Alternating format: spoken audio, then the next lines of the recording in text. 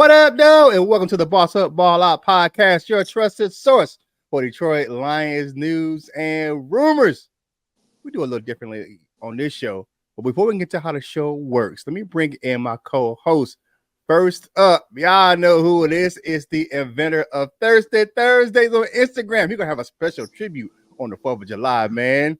Wait, it's my man, LL Cool Choice. What's going on, my guy? Don't DM me about no Thirsty Thursday tomorrow. All right, y'all know who it is, man. It's our defensive line coach. It's the man, the myth, the legend, the Wolverine, Coach Mike Jones. It's Coach Mike Jones. What's going on, Lion fans? Man, okay, how we get down on this show? We look at topics, Detroit Lions news, and we give our takes. We say if it's bossed up, if we agree, that's what we're going to say. If we don't agree, we're going to say it's balled on. And then we kind of break down and give our takes on why we think that we agree or disagree on what's going on in Detroit Lions news. So let's get into what the topics are for today. Jack Campbell will drastically improve in year 2. We got some camp battles. Who's going to be opposite Big Hutch? And then Jahmyr Gibbs could win the 2024 MVP, or, if not, maybe the offensive player of the year. But first, let's head over to my man, Coach Mike Jones, man. He's up first today talking about Jack Campbell. Yes, sir. And I just want to start off by saying this a bossed up take right here, man, because Jack Campbell, with the acquisition of DJ Reader, if you look back in the history of all great middle linebackers, they all have a Pro Bowl or next to Pro Bowl caliber interior defensive tackle, because the tackle's job is not just to penetrate, but it's also keep them guards off my linebackers, man. The coach will always scream that, man. So when you have DJ Reader, now you got Lee McNeil, you pair them together, man. They're going to keep them off the linebacker, man. He's going to be able to play downhill instead of playing laterally, trying to get out the way of them big, gigantic 330-pound guards trying to chase after him, man. So that's my number one reason why I think Jack Campbell is really going to have a breakout year this year, man. 2, the new scheme. The new scheme that Aaron Glenn has that will have those guys have the defensive backfield playing more man coverage. And what does that do for Jack Campbell? He doesn't have to play as much laterally as he does when he's playing in zone. In zone, your first step isn't to the line of scrimmage, downhill. Your first step is lateral. You're covering space. And he don't really have to – he's going to have to at times, but he really don't have to worry about that first. His thing is get to the ball, find the ball, scrape the gap, and get there, man. And that's going to do wonders for Jack Campbell, because he, in my third point, is a smart dude. And in year 2, he will take that leap, because Jack Campbell just seems like he gets it. Like, he understands football. He's a knowledgeable guy when it comes to football. It doesn't seem like when you listen to him talk, it doesn't seem like it takes him long to diagnose things. And I think that combine all 3 of those things, you crunch them together, year 2, man, Jack Campbell going to be in the running for the Pro Bowl. Just saying. All right. My man, LL Cool Choice, man, what do you got on this topic about Jack Campbell's being drastically improved in year 2? Do I think it's bossed up or balled on, you mean? I think it is a bossed up take, man. And the reason why, of course, everything that he said there was true. The only thing that I want to comment on is you said all great linebackers have a Pro Bowl or next to Pro Bowl defensive tackler in front of them. I would say that Big Sam Madison and Tony Siragusa said you lying. But other than that, no, I agree with everything you said, man. That's all you hear coming out of camp is that he's already taking that leap. We saw toward the end of last year, he got more playing time. He is a tackler, man. When he hits you, you stay hit. Don't too many people get away from him once he actually hits him. And he has some athleticism to him as well. It doesn't really look like it, but it shows. It doesn't really. You can't really, I guess, notice it, but the results show. He gets to where he needs to be. So yeah, of course, I agree with that. This is a bossed up take, and I hope that it goes even further. Maybe Jack Campbell could be in the running for Defensive Player of the Year. I heard a lot of comps to Luke Kuechly. I don't know if I agree with that, but Luke Kuechly won Defensive Player of the Year in his second year. All right. Okay. For me, I'm gonna say it's a boss up take as well. And one of the reasons why I'm looking at that is what you said about his being able to cover in space and play zone. If you look at his numbers at the University of Iowa, he played well when he played in zone. The problem was in man coverage, and the new scheme with the nickel being a big package where we're going to play that nickel for most of the year. You look at it, we got to start 5 defensive backs, and it gives Jack Campbell that opportunity to play in space as far as making sure he can get in coverage, because he showed he can play in coverage last year for the Lions and like I said, at the University of Iowa. So we all agree on this one. We all think that that's a boss up take. All right, now we got to kick it over to my man LL Cool Torrance talking about some camp battles, man. All right, what you got there, LL? All right. Well, of course, we got the camp coming up toward the middle of the end of the middle of the season. I mean, summer. I'm saying everything wrong. In a couple weeks, toward the end of July, and you already know how that goes. It's going to be lots of position battles. We have some people that don't have starting positions. Of course, one of them being the position opposite of Hutchy Main, as my homie Quincy calls him, but Aiden Hutchinson. Of course, with an addition on that side, our defense, I think, will get to where Kurt was talking about in the last episode, maybe to a top 10 position. If we can have a consistent player on the other side, even if it's players on the other side, just something, something to give us added pass rush and to give Aiden Hutchinson some much needed help and the rest of the defensive line. But first up, I guess the first contestant on this one is my man. You already know. I think this is the guy who I think is going to win that position, and that's Josh Pascal. This is his, I believe, 3rd season.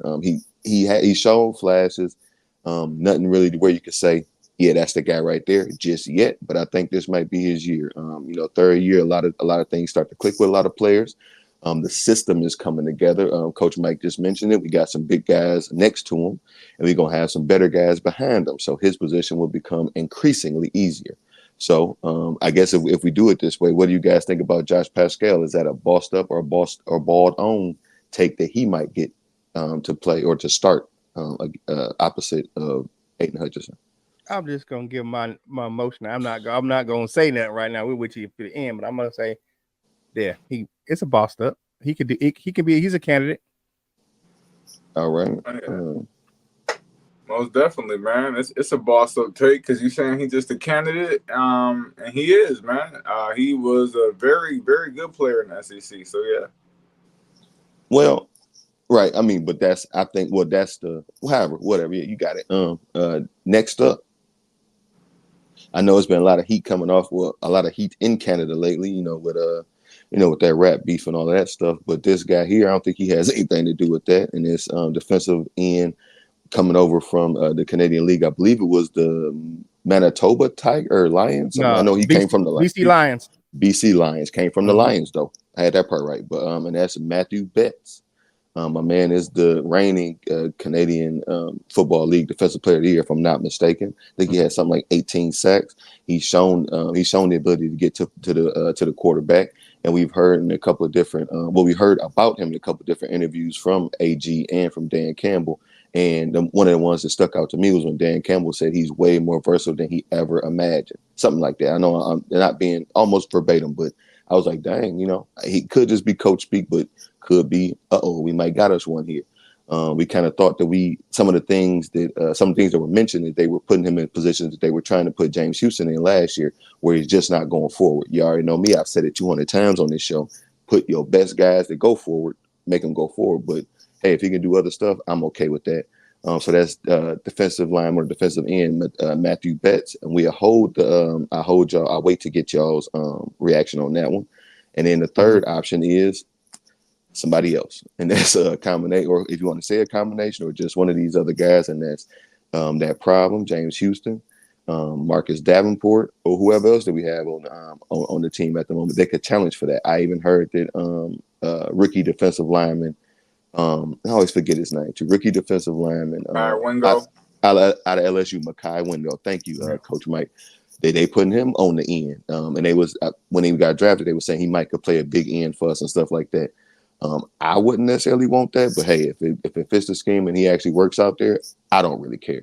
So I guess here y'all go, man. What do y'all think on the options of, if y'all want to go all the way from the options of Josh Pascal, Matthew Betts, or other? Bossed up or bought on, guys? All right, I'll take this. I'll take it the first time this time. All right, so for me, looking at these candidates, Josh Pascal, I think he can be a candidate. Depends on the camp battle. Definitely. Matthew Betts, I'm not sure about as a starting role. I think he's more of a rotational player. To be honest with you, for all these candidates, I'm going to give a bossed up, and I'm going to do it for one reason and one reason only. The only person, I know you don't like this one, LL, but it's Marcus Davenport. I'm a boss up on him, and the reason being because they signed him, and you look how they brought him in.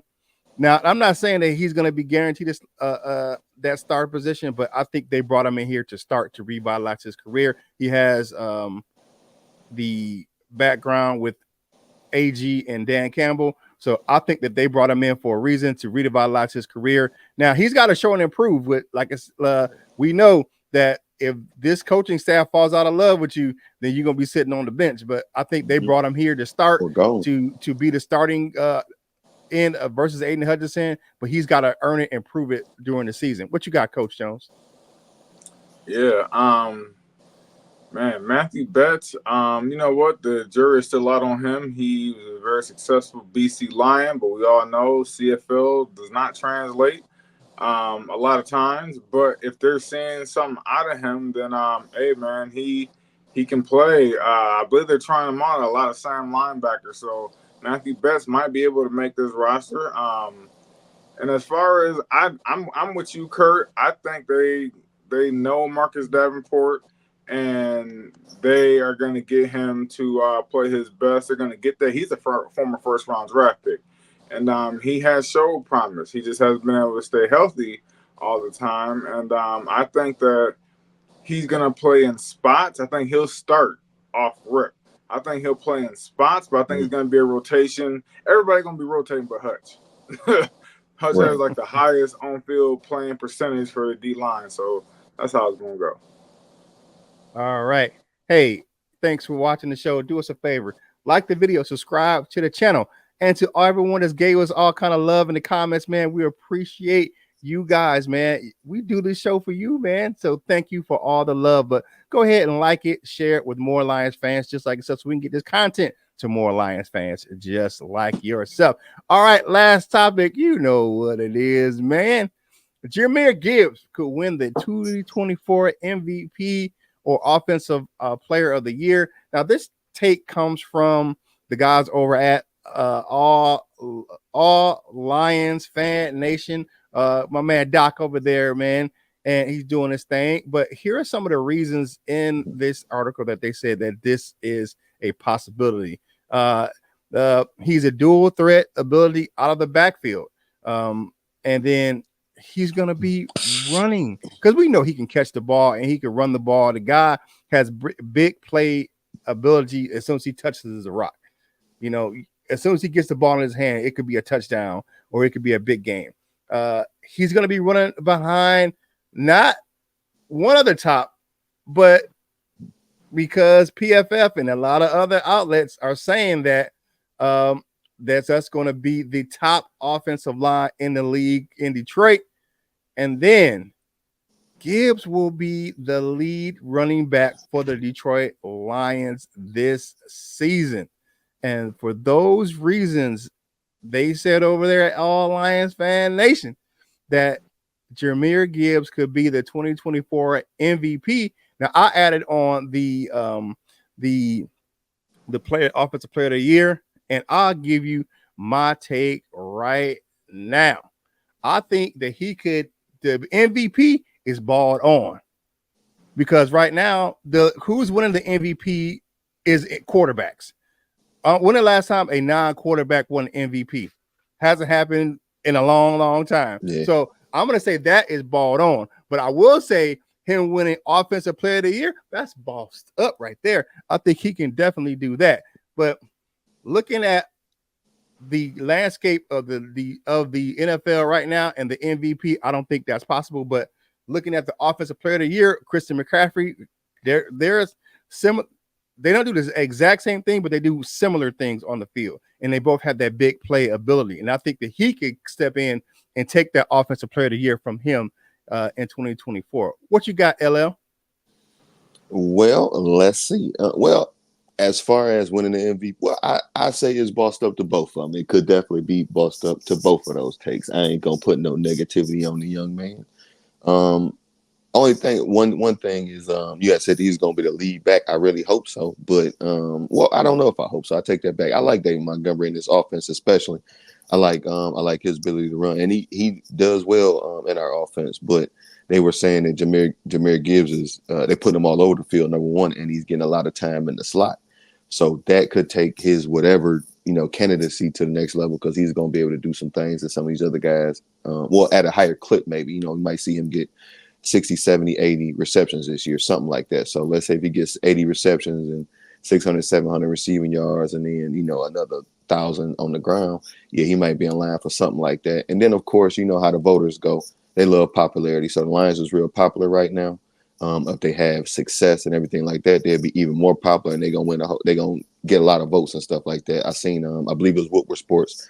They were talking about all of the new potential Pro Bowlers. Or was that, or that might have been you, Kurt. I know I watched somebody. They was talking about potential Pro. So my apologies for giving your credit away, but talking about potential Pro Bowlers, first timers, and things like that. So you know how that goes. You see these teams, they be having 8, 9, 10 Pro Bowlers and stuff like that, and maybe not all of them deserves it, but it's just the team success type thing.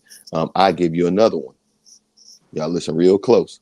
If the Lions have another year like they did last year, maybe improved by a win or two, similar offensive numbers and stuff like that, Jared Goff might win MVP. And that's just because everybody's on the Lions and they're going to point at him. So that might take away from Jahmyr Gibbs winning the MVP. But I'm not going to take away from him. I think he can do both of them, MVP and Offensive Player of the Year. Or. How about that? All right. Coach Jones, what you got? Boss up or ball out on Jahmyr Gibbs winning those prestigious awards? I just want to say I'm so proud of LL acknowledging Jared Goff. You're showing growth, my brother. You know what? I hate to be like I'm sipping the Kool-Aid like LL. Sure, I'm just out there guzzling, but I gotta go bossed up on that take, man, because Jahmyr Gibbs has been compared to Chris Johnson. And Chris Johnson said that himself. Jahmyr Gibbs is the most like him that he's seen in the NFL, his comp. So you can be anything like Chris Johnson, like he was for those couple years in Tennessee. Woo! And you behind that offensive line. And I think with him moving all around and him getting, like LL said, the receptions along with the rush yards, it's all a possibility. Now, quarterbacks do have favoritism in the NFL. That's why they're getting paid. Somebody can get paid $60 million real soon. So, but hey, man, he's in there, man. He's gonna be in there, and I think the Lions gonna use him because their focus is on the backfield. So, boss up. All right. Hey, we have fun. Those are our topics for today. We appreciate you. Like I said, man, like the video, share it with more Detroit Lions fans just like yourself. And if you're out there in the cyberspace, man, go ahead and follow the crew on your favorite social media platforms. You see the links right there for Coach Jones, me, your man Kurt Steele, and then my man LL Cool Torrance. Those links are in the description of this video. So go ahead and check us out over there on all of our sites, man. All right. Parting shots, man. LL, what you got for the people today? Just for the record, I only acknowledge Jared Goff saying that he might get some popularity votes because of the team's success. Do I think Jared Goff is an MVP? That's a bossed up take. How do you reverse boss up? I'm a boss down on that. You boss down on that. Happy Wednesday, man. Tomorrow's July 4th. Celebrate it however you got to celebrate. I know it's a lot of different reasons to celebrate it differently than what they celebrated. Do whatever you got to do. Enjoy your day off. Put something on the grill and enjoy, man. All right. Coach Jones, what you got for the people today? Yeah, I don't care. I'm still glad to see growth in you, man. But you know what, man? I just want to say happy 4th to everybody. Tomorrow's the 4th, so everybody turn up, and just have fun, man. We back, we working, and it's just gonna get better and better and better and better when the season gets started, man. So tune in.